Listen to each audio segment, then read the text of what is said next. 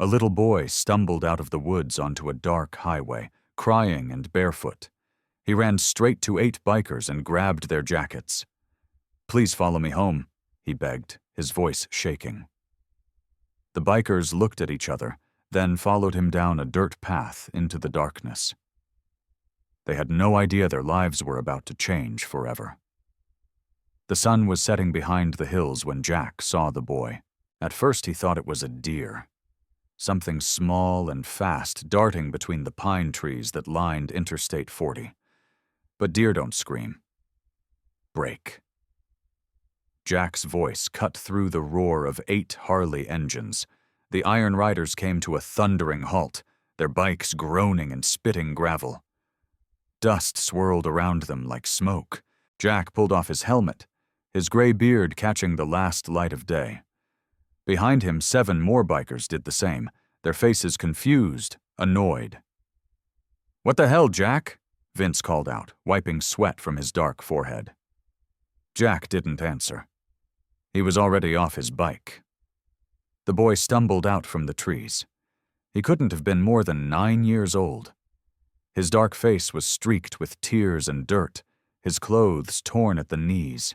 He was barefoot. His feet were bleeding. "Please," the boy's voice cracked. "Please, you have to help." Jack knelt down, his leather jacket creaking. "Hey, kid, slow down. What's wrong?" "My mom. She won't wake up." The boy grabbed Jack's vest with both hands, his fingers shaking. "Please follow me home. Please. I don't know what to do." The other bikers exchanged glances. This wasn't in the plan. They just finished a 10-hour charity ride for veterans, raising money for prosthetics and PTSD counseling. Everyone was tired, hungry, ready to hit the bar in town and call it a night. But something in the boy's eyes stopped them cold. "Where's home, son?" Jack asked gently. The boy pointed down a dirt path that split off from the main road. It disappeared into thick woods, barely visible in the fading light. "How far? 10 minutes? Maybe less if we run." The boy's voice was desperate, rising. "But I can't carry her. I tried. She's too heavy and Lila is too scared to come out and I don't have a phone." Okay. Jack put a hand on the boy's shoulder. "We'll follow you, but you're riding with me. Those feet aren't taking you anywhere." The boy nodded frantically. Jack looked back at his crew. Vince, his second in command, was already nodding. Alex, the youngest at 23, looked uncertain. Bear, the giant with the scarred face, cracked his knuckles. The others, Thorn, Shadow, Colossus, and Falcon, sat silent on their bikes, waiting for Jack's call. "We follow the kid," Jack said simply. "Something's wrong." "Could be a setup," Shadow muttered. "He was the paranoid one, always had been. Spent too many years in places where trust got you killed." "Set up for what?" Bear growled. "Kid's barefoot and bleeding. Look at him. I'm just saying." "We follow," Jack repeated, his voice harder now. "Anyone got a problem with that? Turn around. No one's stopping you." Nobody moved. Jack lifted the boy onto his bike, settling him in front. "What's your name?" "Marcus. All right, Marcus, hold on tight. You're going to show us where to go." The bikes roared back to life. Marcus pointed, and Jack turned down the dirt path. The others followed in single file, their headlights cutting through the growing darkness. The path was rougher than it looked. Tree roots buckled the ground. Branches scraped against leather and chrome. After 5 minutes, Vince pulled up beside Jack. "This doesn't feel right," Vince said, his voice barely audible over the engines. Jack knew what he meant. The deeper they went, the more isolated it became. No streetlights, no houses, just trees and darkness pressing in from all sides. Marcus suddenly pointed there. That's it. Ahead, barely visible through the trees, was a farmhouse. It might have been white once, but now the paint was peeling like dead skin. The porch sagged in the middle. One window was covered with cardboard. The yard was overgrown with weeds taller than Marcus. The bikers killed their engines. The silence was immediate and heavy. Jack helped Marcus down. The boy ran toward the house, then stopped, turning back with panic in his eyes. "Hurry, please." The Iron Riders moved as one, following Marcus up the broken porch steps. The front door hung crooked on its hinges. It wasn't locked. It wasn't even fully closed. Inside, the smell hit them first. Stale air, unwashed clothes, something sour and sharp that made Alex gag.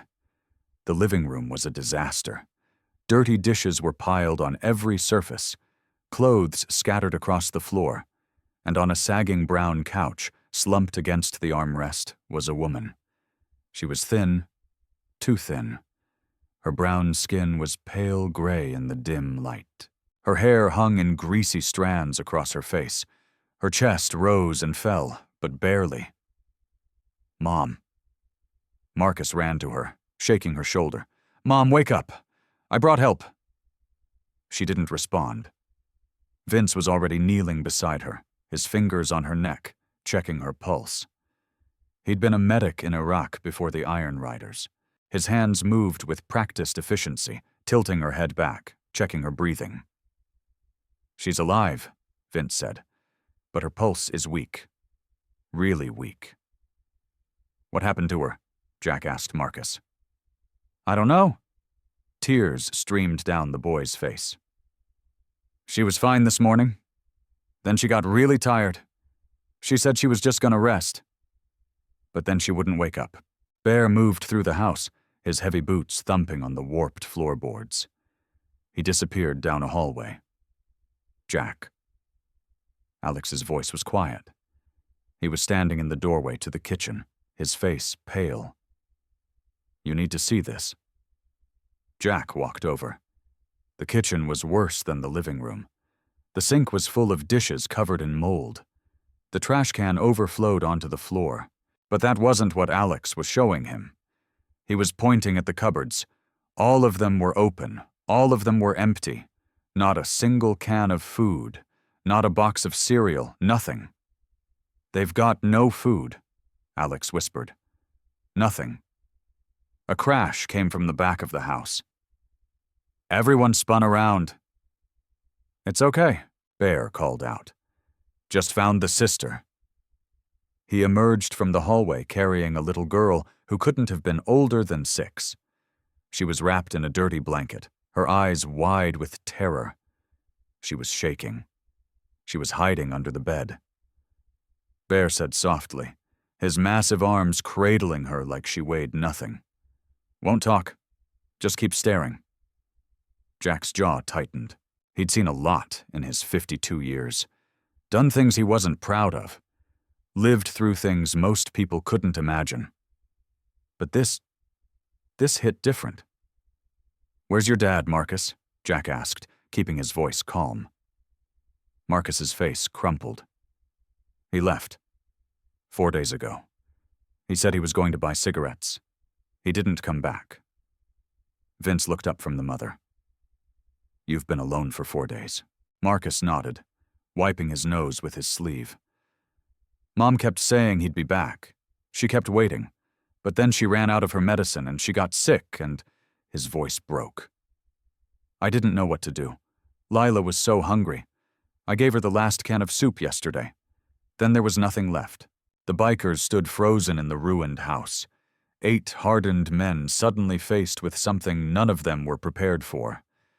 Jack looked at the unconscious mother, at the terrified little girl in Bear's arms. At Marcus, who'd run into a road and flagged down strangers because he had no one else. "Vince," Jack said quietly.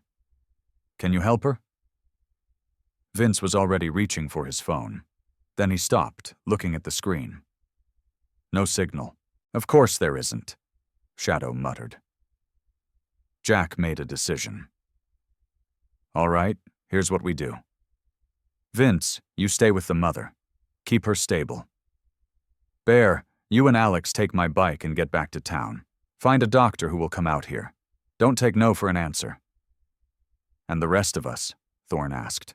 Jack looked at Marcus and Lila, two kids who'd been abandoned and forgotten, left to survive on their own in a house with no food and a dying mother.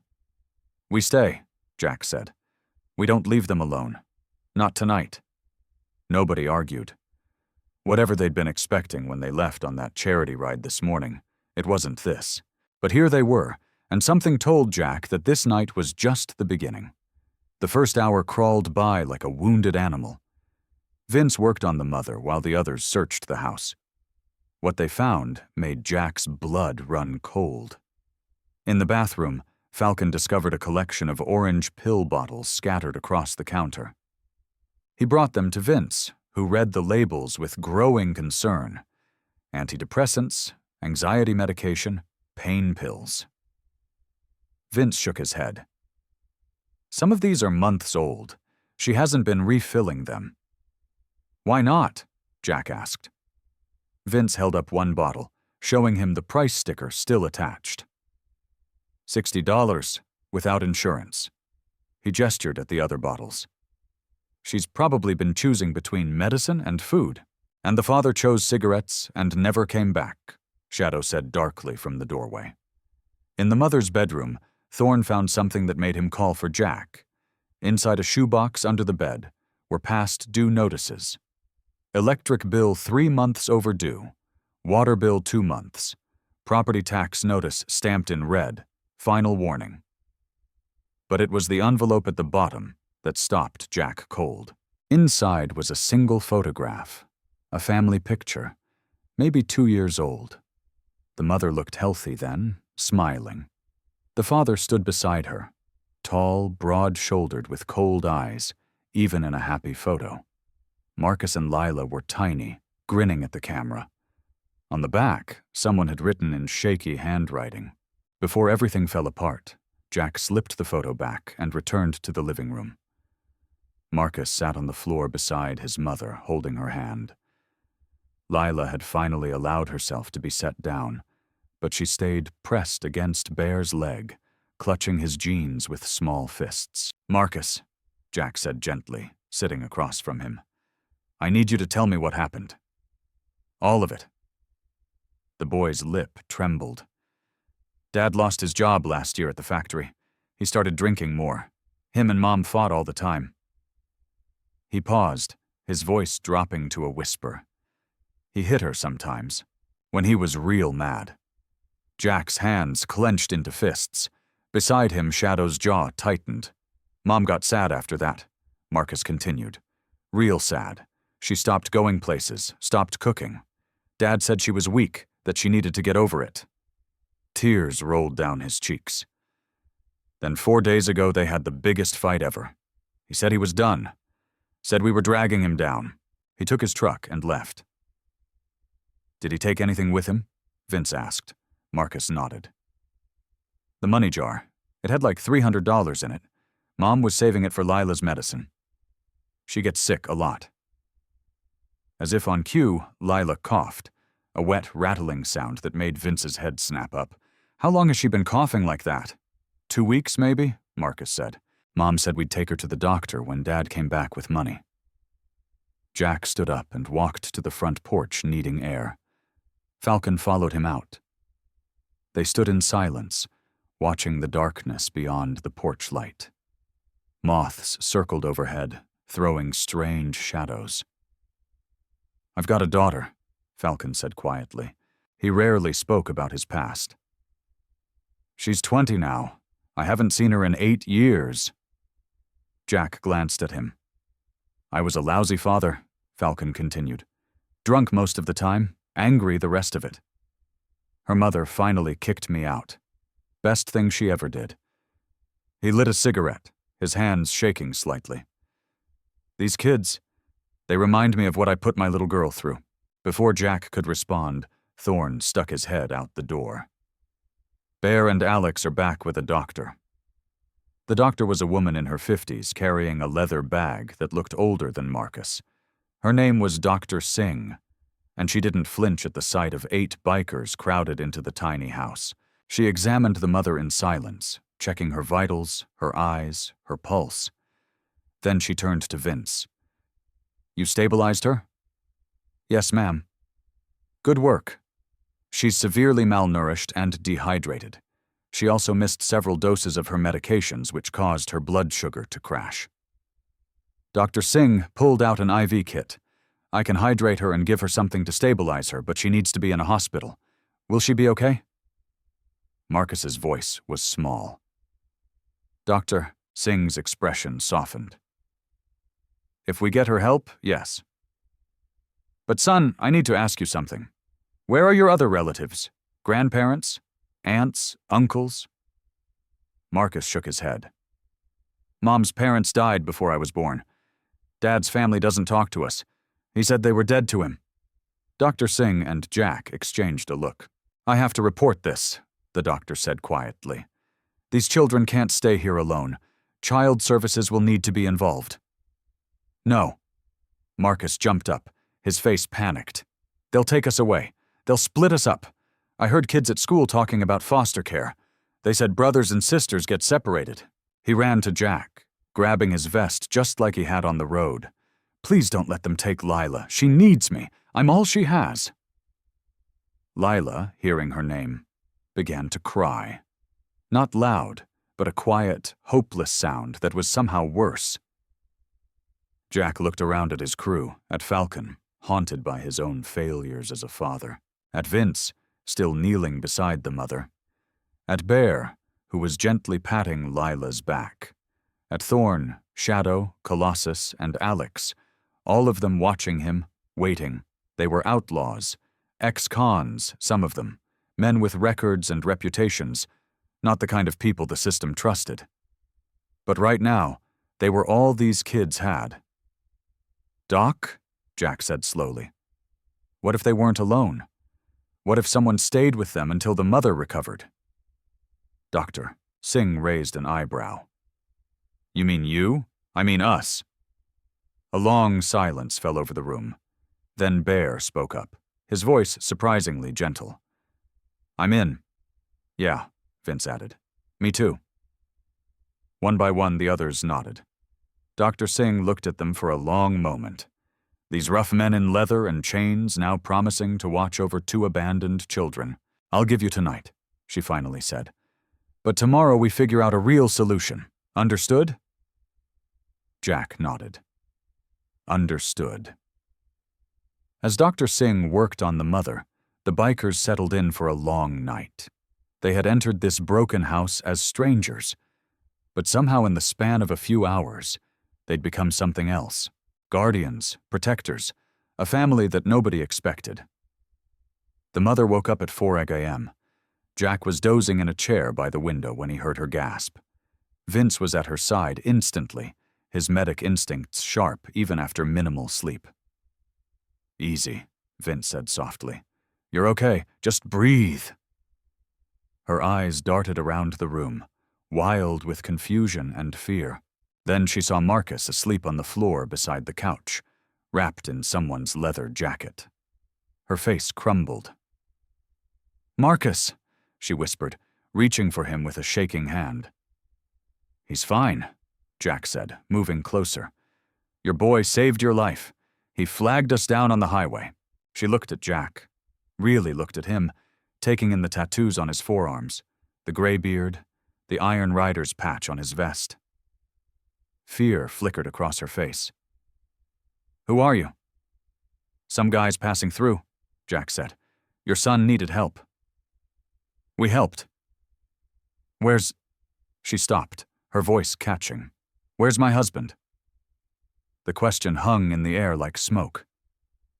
He's not here, Vince said carefully. Marcus said he left 4 days ago. Something broke in her expression. Not surprise, just a deep, bone-tired acceptance, like she'd been waiting for this confirmation. He's not coming back, is he? Her voice was barely audible. Nobody answered. They didn't need to. She closed her eyes, tears slipping down her hollow cheeks. I knew. I think I always knew, but I kept telling the kids. I kept saying he'd come back. Ma'am, Jack started. Shauna, she interrupted. My name is Shauna. Shauna, Jack said gently. You've been really sick. Dr. Singh came by. She said you need proper medical care. Shauna's eyes snapped open. A doctor? How are we going to pay for a doctor? We don't have insurance. We don't have anything. Panic rose in her voice. Oh, God. The bills, the house, the kids. Shauna, stop. Vince put a hand on her shoulder. Right now, you need to focus on getting better. We'll figure out the rest. You don't understand. They'll take my babies. Shauna tried to sit up, but she was too weak. If they find out Derek left, if they know I can't take care of them, they'll take them away from me. Nobody's taking anybody. Bear rumbled from the doorway. Lila was asleep against his chest, her small body rising and falling with his breaths. Shauna stared at the massive, scarred man holding her daughter with such gentleness, and fresh tears came. Why are you helping us? She asked. You don't even know us. Jack thought about that question. Why were they here? They could have called 911 from the road and left. They could have dropped the kids at a fire station and disappeared. That's what smart people would have done. But none of them had even suggested it. Because your son asked us to, Jack said simply, and he was brave enough to trust strangers when he had no other choice. Seemed wrong to let him down. Outside, dawn was starting to break. The other bikers were scattered around the property, Thorne checking the perimeter, Shadow trying to get the ancient well pump working, Colossus and Alex attempting to fix the sagging porch steps with whatever scraps they'd found in the barn. Falcon walked in carrying grocery bags. He'd left on his bike an hour ago without a word. Now he unpacked bread, milk, eggs, peanut butter, apples. Convenience store 20 miles down the highway, he explained, avoiding everyone's eyes. Figured the kids would need breakfast. Shauna watched him stock the empty cupboards, her lips trembling. I can't pay you back. I don't have money for groceries. Didn't ask you to pay, Falcon said gruffly. Marcus stirred, woken by the voices. He sat up, saw his mother awake, and scrambled to her side. Mom, you're okay. Oh, baby. Shauna pulled him close, breathing in the smell of his hair. I'm so sorry, I'm so sorry. It's okay, Marcus said, but his voice was tight with tears he'd been holding back for days. You're awake now. Everything's going to be okay. Jack stepped out onto the porch, needing air. Vince followed. They stood watching the sunrise paint the sky in shades of orange and pink. It would have been beautiful if the situation wasn't so ugly. We got a problem, Vince said quietly. I know. Dr. Singh is going to report this. She has to. And when Child Services shows up, Vince trailed off. We're bikers, Jack. Ex-cons, half of us.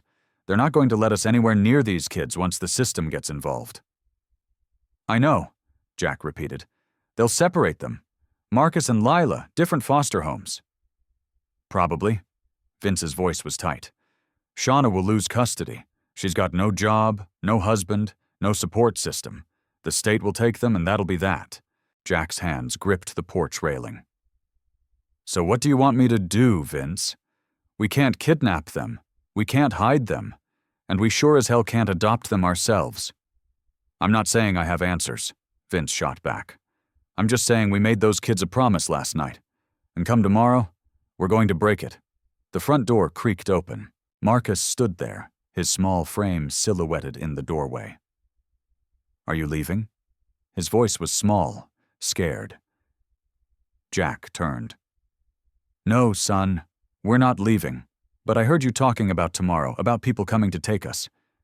Damn. The kid had been listening. Marcus walked onto the porch, his bare feet careful on the broken boards. He looked up at Jack with eyes that had seen too much for 9 years old. My dad used to make promises, Marcus said quietly. He promised he'd stop drinking. Promised he'd stop hitting Mom. Promised he'd get better. His voice cracked. He promised he wouldn't leave us. Jack crouched down to Marcus's level. I'm not your dad. I know. Marcus wiped his nose. But grown-ups always leave. That's what they do. Something twisted in Jack's chest.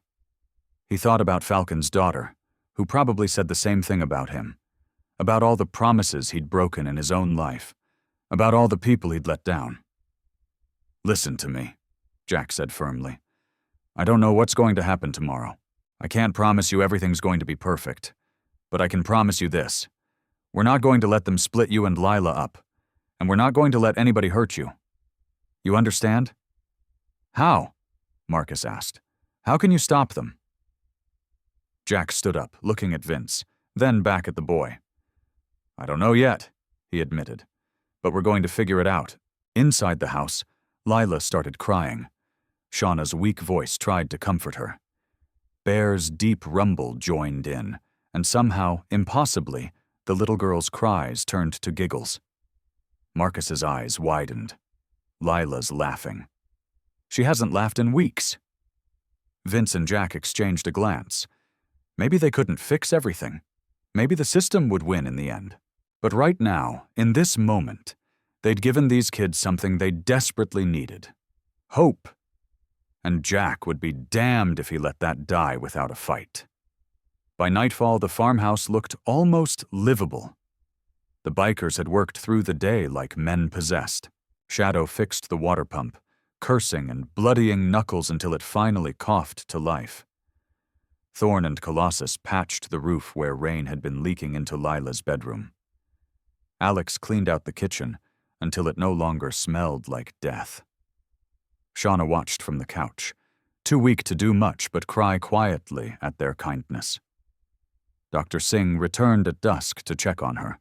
The doctor's expression was unreadable as she took in the transformed house, the stocked cupboards, the children eating peanut butter sandwiches at a table that had been scrubbed clean. "I made the call," Dr. Singh said quietly to Jack on the porch. "Child services will be here tomorrow morning, 9 a.m. Jack's jaw tightened. "And then what? They'll assess the situation, interview Shauna, check the house." She paused. "Look, I know what you're trying to do here, but these children need stability. A support system. Shauna needs psychiatric care, consistent medication, a path back to employment. That's not something you can provide with good intentions and elbow grease, so we just hand them over. I'm saying the system exists for a reason." Dr. Singh's voice softened.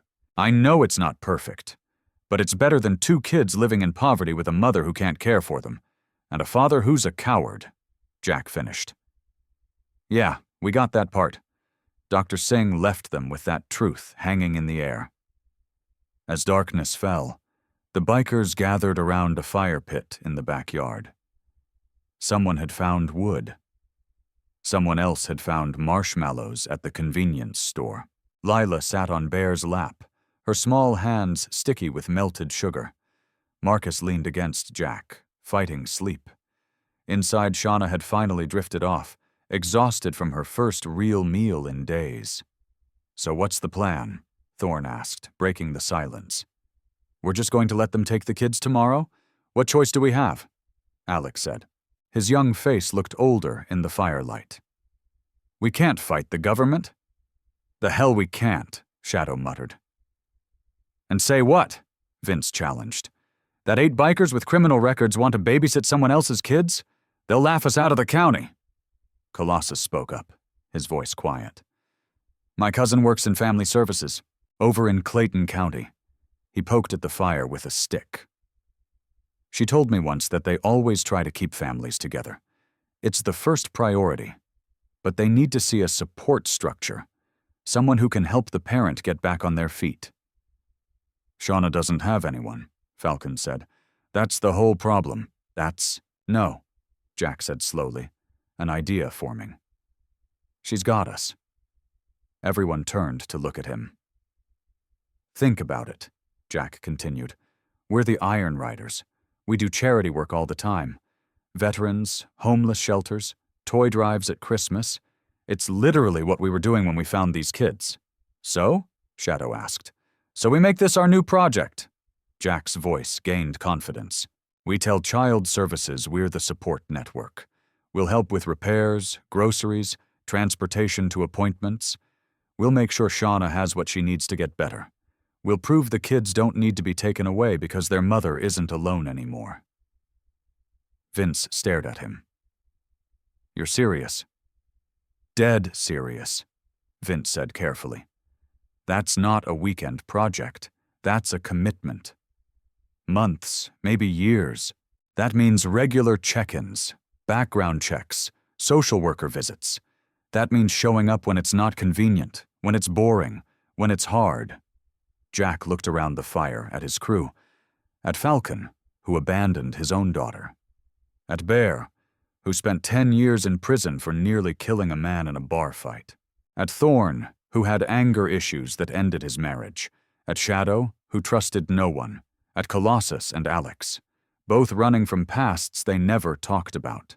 Broken men, all of them. Men who'd made mistakes. Men who'd hurt people. But also men who'd spent the last 24 hours fixing a house for strangers. Who'd bought groceries they couldn't afford. Who'd held crying children and made promises they had no business making. "I'm not saying we're going to be perfect," Jack said. "I'm saying we're going to try. And maybe that's enough." "It won't be easy," Vince warned. "Nothing worth doing is." Bear cleared his throat. Everyone looked at the giant man who rarely spoke. Lila had fallen asleep in his arms, her thumb in her mouth, completely trusting. "I vote yes," Bear said simply. "This little girl needs us. I'm in," Falcon said immediately. One by one, the others nodded, even Shadow after a long pause. "We're going to need a better pitch than trust us. We're bikers," Vince said. "Child services aren't going to be impressed by good intentions. Then we show them more than intentions," Jack said. "Tomorrow morning, we show them results." They spent the next 3 hours planning. Vince would handle the medical angle, explaining Shauna's conditions and treatment plan. Colossus would contact his cousin for inside advice on what social workers look for. Thorn would document all the repairs they'd done with photos and receipts. Alex would research local resources, food banks, counseling services, job training programs. Jack would talk to Shauna and convince her to fight. Around midnight, the others drifted off to sleep, some on the porch, some in their sleeping bags in the yard. Bear in the barn, with Lila still clinging to him like a koala. Jack found Marcus sitting alone on the back steps, staring at the stars. "Can't sleep?" Jack asked, sitting beside him. "I'm scared about tomorrow," Marcus admitted. "Me too, son." Marcus looked up at him, surprised. "Really?" "Really." Jack put an arm around the boy's thin shoulders. "But you know what? I spent my whole life being scared. Scared to change, scared to commit, scared to care about anything more than my bike and my next drink." He squeezed gently. "Then you ran out of those trees and grabbed my vest. And for the first time in 20 years, I was more scared of letting you down than I was of trying." "What if they don't listen?" Marcus whispered. "What if they take us anyway?" Jack didn't lie to him. He'd learned that much. "Then we'll figure out Plan B and Plan C and Plan D if we have to. But we won't stop fighting. That's the promise." Marcus leaned against him, and Jack felt the boy's shoulders shake with silent tears. All the fear and exhaustion and trauma of the past days finally breaking through. "It's okay," Jack said quietly. "Let it out. You've been strong for so long. You don't have to be strong right now." They sat there under the stars, a broken man and a broken boy, both trying to believe that tomorrow might be different. Inside the house, Shauna lay awake, listening to the sound of grown men snoring on her porch and in her yard. Strangers who'd become guardians, outlaws who'd become angels. She didn't know what tomorrow would bring. But for the first time in years, she wasn't facing it alone. The social worker arrived in a white sedan at exactly 9 a.m. Her name was Karen Miller, and she looked exactly like someone who'd spent 20 years dealing with the worst humanity had to offer. Tired eyes, sensible shoes, a clipboard that might as well have been a weapon. She stopped short when she saw 8 motorcycles parked in the overgrown driveway. Jack stepped off the porch to meet her. He'd cleaned up, shaved, put on his least intimidating shirt under his vest. It didn't help much. He still looked like exactly what he was. "Ms. Miller, I'm Jack Thompson. We spoke on the phone with Dr. Singh." Karen's hand moved to her pepper spray. "You're the bikers." "Yes, ma'am. I was told there was one of you staying with the family temporarily." Her eyes swept over the motorcycles, the men emerging from the house and barn. "Not 8. Plans changed," Jack said evenly. "We'd like to talk to you about the children's situation." "I'm not here to talk to you, Mr. Thompson. I'm here to assess the welfare of 2 minors." She moved past him toward the house. Inside, Shauna sat on the couch with Lila on her lap, and Marcus pressed against her side. Vince stood nearby, looking professional in the button-down shirt he'd borrowed from Colossus. The house was clean, the cupboards stocked, the children fed and dressed in the cleanest clothes they owned. Karen's expression didn't change as she surveyed the scene. "Mrs. Williams, I'm Karen Miller from Child Protective Services. I need to ask you some questions. The interview was brutal." Karen asked about Derek's abandonment, Shauna's medical history, her psychiatric medications, her employment status, her support network. Shauna answered truthfully, her voice shaking, tears streaming down her face as she admitted to everything. The abuse, the poverty, the days she couldn't get out of bed. Marcus held his mother's hand through all of it. Karen took notes without emotion. Then she asked to speak with the children privately. "No," Marcus said immediately. "It's okay, baby," Shauna whispered. "It's not okay." Marcus's voice rose. "You're going to take us away. I know you are." Karen's expression softened slightly, the first crack in her armor. "Marcus, I need to make sure you and your sister are safe. That's my job. I just want to talk." "We are safe," Marcus insisted. "We're safe now. Because of them." He pointed at the bikers standing awkwardly in the kitchen doorway. Karen followed his gesture. "The bikers make you feel safe. They saved Mom's life. They brought us food. They fixed our house." Marcus's voice was fierce. "They didn't have to help us, but they did. And they're not leaving." Karen wrote something on her clipboard. "I'll need to speak with them as well." She interviewed each biker separately in the kitchen. Jack went first. "Mr. Thompson, what exactly is your relationship to this family? We met them 2 days ago. The boy flagged us down on the highway, and you decided to stay. Yes, ma'am." "Why?" Jack met her eyes. "Because they needed help, and we could give it. That's not a relationship. That's not family. That's strangers playing hero." Karen's voice was sharp. "These children need stability, consistency, not a motorcycle club that's going to get bored and ride off into the sunset. We're not going anywhere. You say that now. Everyone says that. Do you know how many times I've heard we'll take care of them from people who disappear within a week?" She leaned forward. "These are children, Mr. Thompson. Not a charity project. Not a way to feel good about yourselves."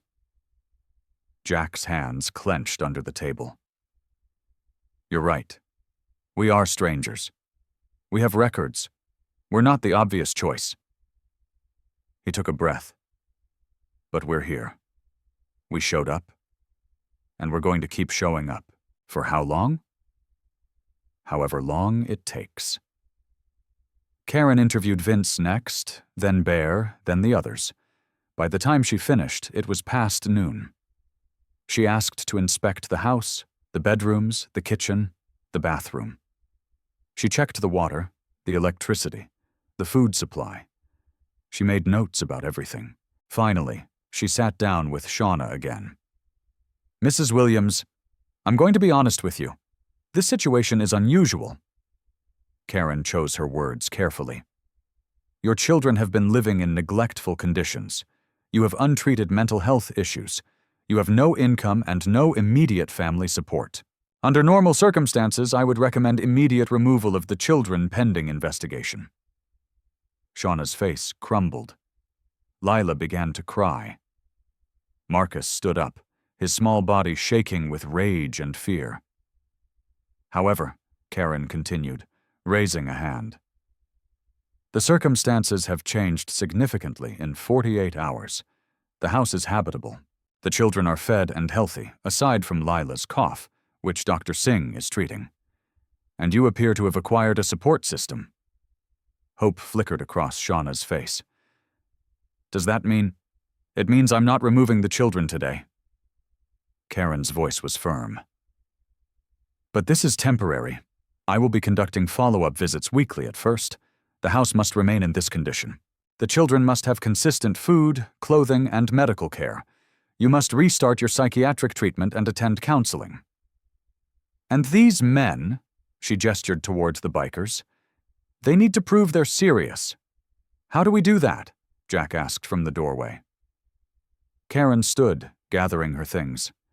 By still being here a month from now, 3 months from now, 6 months from now. She looked at each biker in turn. Because talk is cheap, Mr. Thompson. And children's lives are not. She handed Shauna a stack of papers, resources, food banks, counseling services, job training programs. Use them. Then she walked toward the door. At the threshold, she paused and turned back. I hope you understand what you're taking on, Karen said quietly. Because if you fail, if any of you disappear, if this house slides back into chaos, I won't hesitate. Those children will be placed in foster care, possibly separated. That's the reality. We understand, Jack said. Karen nodded once and left. The silence that followed was deafening. Then Lila climbed down from Shauna's lap, walked over to Bear, and raised her arms. He picked her up, and she wrapped her small arms around his neck. You stayed, she whispered, her first words since they'd arrived. Bear's scarred face softened. Yeah, little bit. We stayed. Outside, they watched Karen's car disappear down the road. Well, Shadow said, that was terrifying. She's right, though, Vince added. We can't mess this up. Jack looked at the farmhouse, still shabby, still broken but standing, like the family inside it, like the men surrounding it. Then we won't, he said simply. It wasn't much of a plan, but it was the only one they had. 3 days later, Derek Williams walked into O'Donnell's bar on the edge of town. Word spread fast in small communities. By the time the sun set, half the town knew he was back. By the time Jack's phone rang, the whole Iron Riders crew knew too. You sure it's him? Jack asked Thorne, who'd gotten the call from a bartender who owed him a favor. Tall guy, brown jacket, driving a beat-up Ford with a dent in the passenger door, bragging about a poker win in Oklahoma. Thorne's voice was tight with barely controlled rage. It's him! Jack looked at the farmhouse. Through the window, he could see Shauna helping Marcus with homework at the kitchen table. Lila was coloring on the floor, Bear watching over her like a scarred guardian angel. Where is he now? Still at O'Donnell's, getting drunk on what's probably his kid's grocery money. Jack's jaw clenched. Get the others. But nobody does anything stupid. We just talk. Talk, Thorne repeated flatly. That's what I said. O'Donnell's bar was the kind of place where fights started and questions weren't asked. Dark wood, darker lighting, and the smell of stale beer and broken dreams. Derek Williams sat at the bar, laughing too loud, his arm around a woman who wasn't his wife. He was a big man, broad-shouldered, with the kind of face that might have been handsome before bitterness and alcohol carved lines into it. He didn't notice the 6 bikers walk in until Jack sat down next to him. Derek Williams. Jack's voice was conversational. Derek turned, his eyes bleary. Who's asking? Someone who's been staying at your house taking care of your kids. Your wife. The smile dropped from Derek's face. He straightened, some of the drunkenness clearing. What the hell are you talking about? Who are you? The people who found your family 4 days after you abandoned them.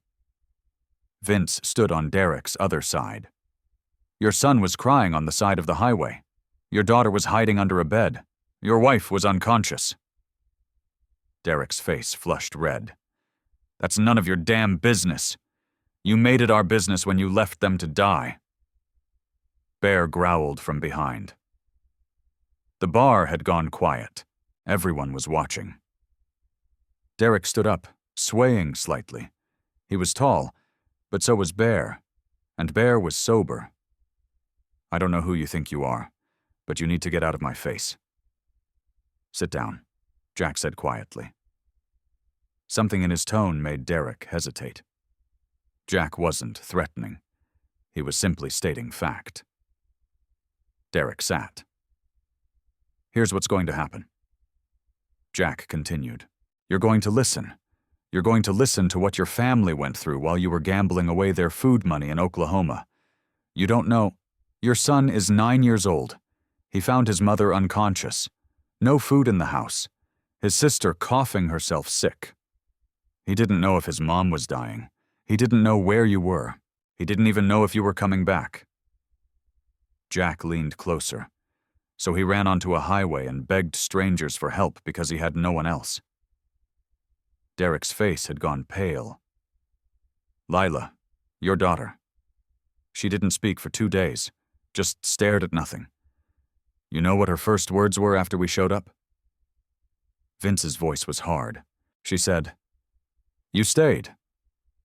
Because that's what she's learned about adults. They leave. I was going to come back, Derek said.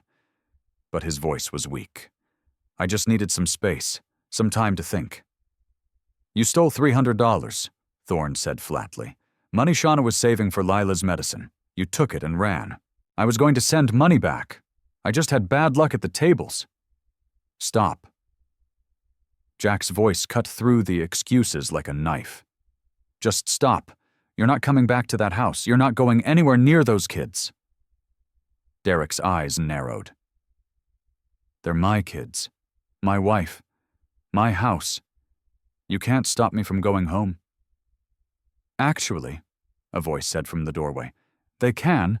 Sheriff Cole walked in, his hand resting on his belt near his gun. He was a weathered man in his 60s, someone who'd seen enough to know when to look the other way and when to step in. Sheriff, Derek said, relief flooding his voice. These men are harassing me, threatening me. That's funny, Sheriff Cole said, not smiling. Because Dr. Singh filed a report 3 days ago about child abandonment and neglect, and Karen Miller from CPS mentioned you by name. There's an active investigation. Derek, you left your family without food, without money, without care. Derek's face drained of color. Now, I could arrest you right now, the sheriff continued. Or you can make this easy. Sign over temporary custody to your wife. Agree to supervised visitation only and get yourself into an addiction program. You can't make me. No, but a judge can and will. Sheriff Cole pulled out a folded paper. This is a restraining order. You stay 500 feet away from that farmhouse and those kids until you prove you're not a danger to them. Derek stared at the paper like it was a snake. Sign it, Jack said quietly. Or don't. Your choice. But if you go near that house, if you try to see those kids, if you so much as drive down that road, we'll know. And next time we won't just talk. It wasn't a threat. It was a promise. Derek's hand shook as he took the pen Sheriff Cole offered. He signed, his signature barely legible. Good choice, the sheriff said, pocketing the paper. Now get out of my town. Derek stood, looked at the bikers surrounding him. Men who'd done more for his family in 3 days than he'd done in years. And something broke in his expression. Shame, maybe, or just the realization of what he'd lost. Tell Shauna, he started. No, Vince cut him off. You don't get to send messages. You don't get to ask for forgiveness. You lost that right. Derek nodded slowly, grabbed his jacket and walked out of the bar. They watched through the window as he got into his truck and drove away. Tail lights disappearing into the darkness. The bar erupted in whispers. Jack turned to Sheriff Cole. "Thank you," the sheriff shrugged. "Dr. Singh's a friend. She told me what you boys have been doing out there." He studied Jack with sharp eyes. "I've known you and your crew for years. Caused me headaches more than once. But this," he nodded slowly, "this is good work. Keep it up." As they walked out, Falcon spoke up. "What if he comes back anyway? Restraining order or not?" "Then we deal with it," Jack said simply. But as they rode back to the farmhouse, Jack couldn't shake the image of Derek Williams' face. Broken, ashamed, angry. A man who'd thrown away everything and was only now realizing what it cost. They pulled up at the farmhouse. Inside, the lights were warm. Through the window, they saw Shauna laughing at something Marcus said.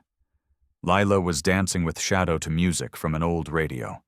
A family healing, growing, living. And they'd made sure the man who tried to destroy it couldn't come back and finish the job. It felt like victory. But something told Jack this wasn't over yet. Karen Miller returned exactly 1 week later, clipboard in hand, skepticism still etched on her face. What she found made her pause at the doorway. The farmhouse yard had been transformed. The weeds were cut. The porch was repaired and painted. Solar lights lined the pathway. Alex's idea, paid for with money pooled from the crew. Through the window, she saw Shauna at the kitchen counter actually cooking real food, chicken and vegetables, not canned soup. Inside, Karen conducted her inspection with the same thoroughness as before, but this time the difference was undeniable. Lila's room had been painted pale yellow.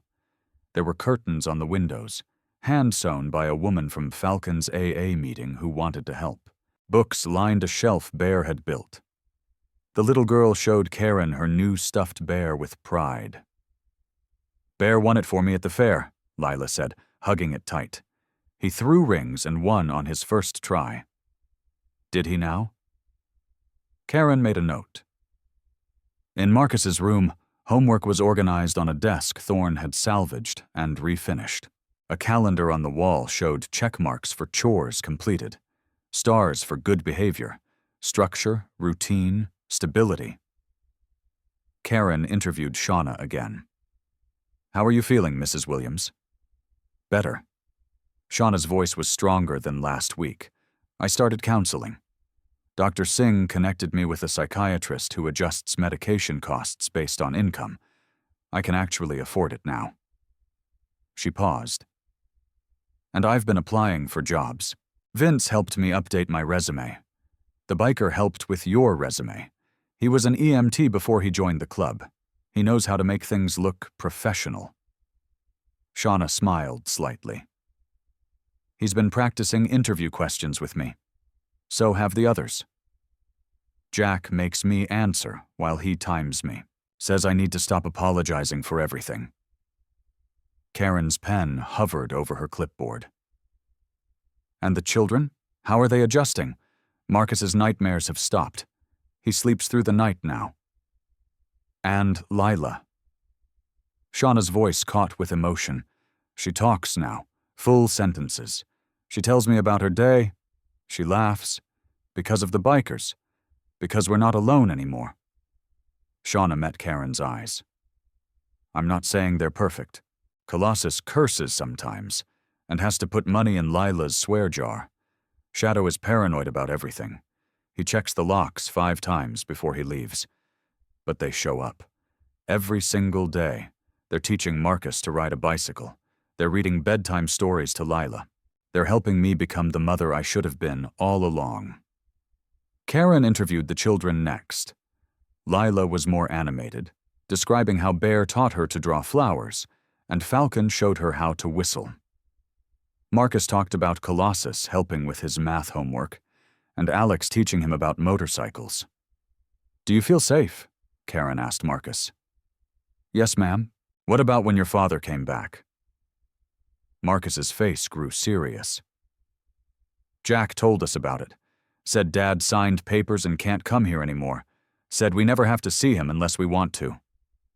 He looked at Karen directly. I don't want to. He hurt Mom. He left us. Jack and the others, they're more family than he ever was. Outside, Karen found Jack and Vince working on the old barn, replacing rotted boards. Mr. Thompson, can we talk? Jack climbed down from the ladder, wiping sweat from his face. Is there a problem? That's what I'm trying to determine. Karen consulted her notes. You've been here every day for a week. Your entire club has been rotating shifts. Who's running your regular lives? Your jobs? Your responsibilities? We're managing, Jack said simply. That's not an answer. Vince spoke up. I took leave from my construction job.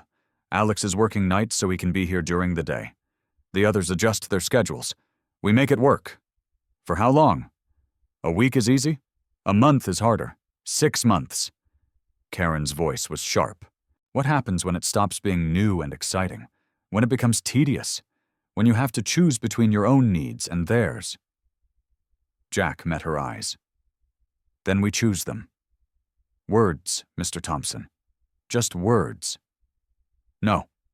Jack's voice was firm. It's a promise, and I don't break promises anymore. Karen studied him for a long moment. Then she did something unexpected. She closed her clipboard. I spoke with Sheriff Cole, with Dr. Singh, with your AA sponsor, Mr. Falcon. She paused. Also ran background checks on all of you. Found some interesting things. The bikers tensed. 3 of you have prior convictions. 2 for assault, 1 for theft. That was you, Mr. Shadow. 4 of you have struggled with addiction. 2 have failed marriages with estranged children. Karen's voice wasn't judgmental, just factual. You're not model citizens. You're not the kind of people the system typically trusts with vulnerable children. We know that, Vince said quietly. But Karen continued. You're also the only reason this family is still together. Shauna's depression is being treated. The children are thriving. The house is safe and stable.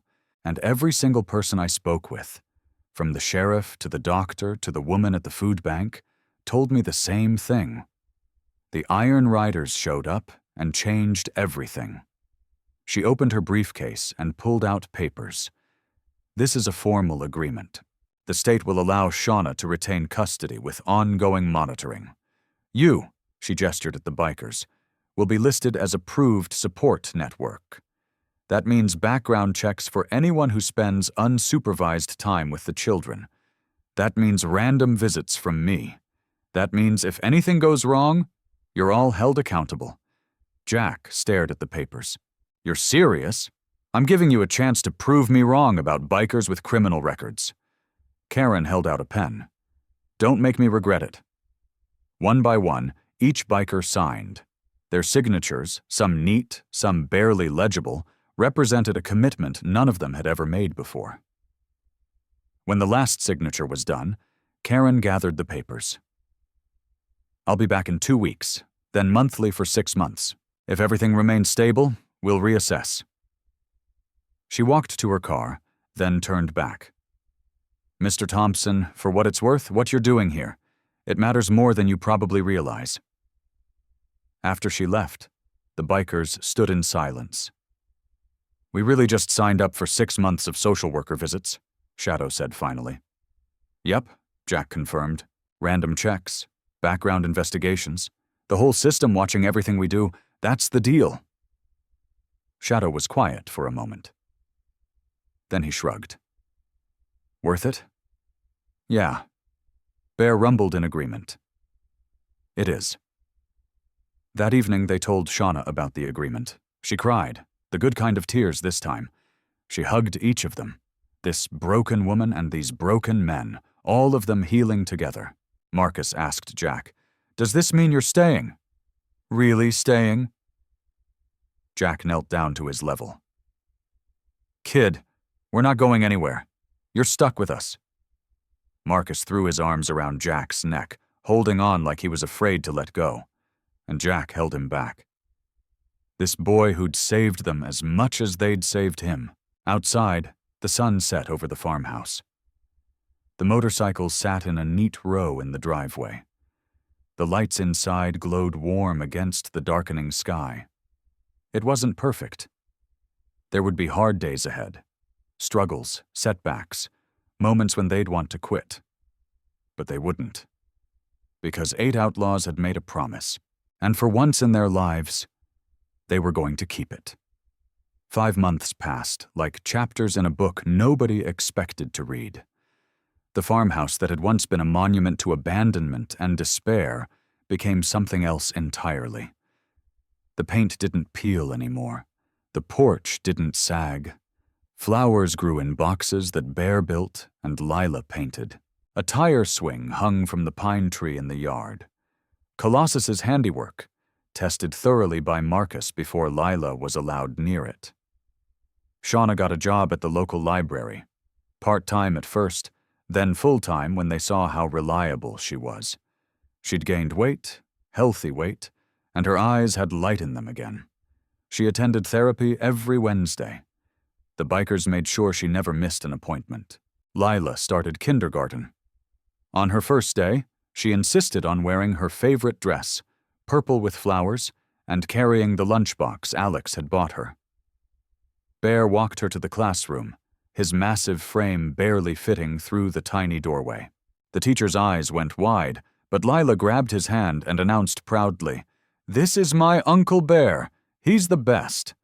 The teacher didn't argue. Marcus joined the school's bike club. Jack taught him to ride properly, with Thorne advising and shouting instructions about balance and braking. The day Marcus rode a full mile without stopping, the whole crew cheered like he'd won a championship. Karen Miller's visits became routine. Monthly, then bi-monthly. Each time she came, she found the same thing. Stability, progress, a family that was healing. On her final scheduled visit, she sat at the kitchen table with Shauna, reviewing the case file. "Your depression is managed. You're employed. The children are healthy, attending school, showing no signs of trauma or neglect." Karen looked up. "Mrs. Williams, I'm recommending case closure. You don't need state supervision anymore." Shauna's hand flew to her mouth.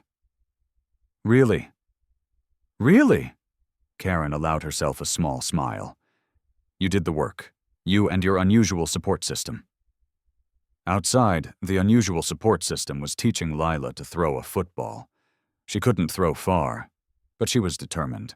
And every attempt was met with exaggerated enthusiasm from grown men who'd seen combat and prison, but acted like she'd just won the Super Bowl. Karen watched through the window. "I've been doing this job for 23 years. I've seen a lot of outcomes, many of them bad." She closed the file. "This is the first time I've seen a motorcycle club save a family. I wasn't sure I'd ever write these words, but they're good for you. For the kids." Shauna wiped tears from her eyes. "They saved us. All of us." "No, you all saved each other." That night, Jack called a club meeting at the farmhouse. Everyone gathered around the kitchen table, the same table where they'd first found empty cupboards and desperation. Karen closed the case. Jack announced, "Shauna and the kids are officially stable. No more state supervision." Cheers erupted. Bear lifted Lila onto his shoulders. Marcus high-fived Vince. Shauna laughed. Really laughed, for the first time in years. But Jack continued, raising his hand for quiet. "I've been thinking. We stumbled into this. We found one kid on one road. But how many other kids are out there? How many other families falling apart with nobody to catch them?" The room went silent. "I'm not saying we can save everyone," Jack said, "but we saved this one. And if we could do it once—" He trailed off, letting them finish the thought. Falcon spoke first. "You're talking about making this official. A real mission. I'm saying we got something here. Resources, skills, a network. What if we used it?" Vince nodded slowly. There are programs, organizations that connect volunteers with at-risk families. We could partner with them. We need structure, Thorne added. Maybe non-profit status, funding. Can't do everything out of pocket forever. I know a lawyer who owes me a favor, Shadow said. Could help with the paperwork. Alex pulled out his phone. I'm already designing a logo. Iron Riders, riding for forgotten kids. Jack looked at Shauna. What do you think? She smiled through tears. I think you're going to change a lot of lives. 3 months later, the Iron Riders held their largest charity ride yet. Over 200 motorcycles gathered in the town square. The local news was there. Cameras, reporters, people who had once whispered about the scary bikers now lined the streets with signs of support. At the front of the formation, Jack sat on his motorcycle. But he wasn't alone. Marcus sat in front of him, wearing a child-sized helmet that Falcon had custom painted with flames. The boy's hands gripped the handlebars, his face split in the biggest grin anyone had ever seen. You ready, kid? Jack asked. Ready, Marcus shouted. Behind them, the other riders revved their engines, a thunderous roar of chrome and horsepower. But this time, it wasn't intimidating. It was triumphant. A banner stretched across the lead bikes. Iron Riders, riding for forgotten kids. Shauna stood on the sidewalk with Lila, who waved enthusiastically. The little girl was wearing a tiny leather vest, a gift from the club, with her name embroidered on it. Lila Williams, Honorary Iron Rider. Karen Miller stood nearby, clipboard-free for once. She caught Jack's eye and gave him a nod of respect. Sheriff Cole directed traffic, wearing a slight smile. Dr. Singh waved from the crowd. Even the town mayor had shown up to give a speech about community and second chances. The ride would take them through 3 counties, ending at a children's hospital where they'd deliver toys and donations. But more than that, they'd deliver hope. Proof that sometimes the people society writes off are the ones who show up when it matters most. Jack revved his engine. The sound echoed off the buildings, powerful and alive. He thought about that day 5 months ago. A crying boy stumbling out of the trees. A desperate plea. A choice to follow when it would have been easier to ride away. That choice had changed everything. All right, Marcus, Jack called over the roar of engines.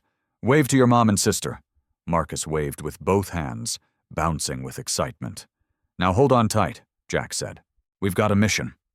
The convoy rolled forward, 200 motorcycles moving as one. A brotherhood that had found its purpose. Men who'd spent years running from their pasts, now riding toward their futures. At the back of the formation, Bear rode with Lila's stuffed bear strapped to his bike. She'd insisted he take it for good luck. Falcon rode beside Vince, both of them sober and steady. Thorne, Shadow, Colossus, and Alex flanked the sides, protective and proud. They weren't perfect.